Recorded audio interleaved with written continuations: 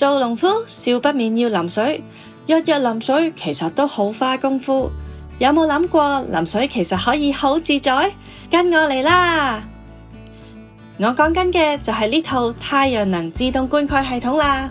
佢利用太陽能光伏板將太陽能轉化為電能，為水泵同埋灌溉系統嘅控制器提供動力，再配備埋智能電話、路由器同埋智能開關。系統就可以根據農夫預先設置嘅日程，設定開始灌溉嘅時間同埋持續嘅時間去進行自動灌溉，係咪好好用呢？即刻交俾用家龍先生同大家分享啦！我當時參加咗漁護署嘅太陽能灌溉系統嘅工作坊，咁我聽到佢慳水慳力，幾啱我用，又幾有興趣咁樣，所以我咪決定翻嚟嘗試咯。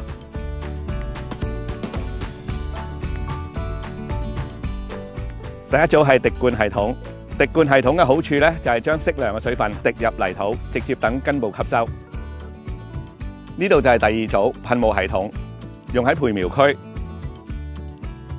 之前咪用傳統嘅方式咯，拉水喉周圍行咯。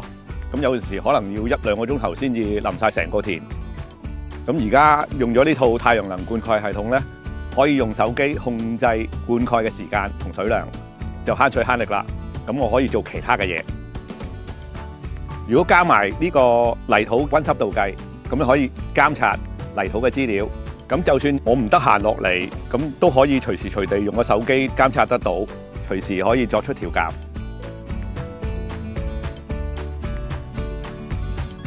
講翻個運作啦，咁出太陽嗰陣時咪儲到電咯。咁就算有幾日陰天呢，其實佢都可以照常運作嘅，冇問題嘅。我好想將呢套太陽能灌溉系統咧介紹俾其他農友，好似我哋啲咁嘅小農戶咧，簡簡單單都可以負擔得到，咁可以慳翻啲時間，慳翻啲體力，種多啲好嘢。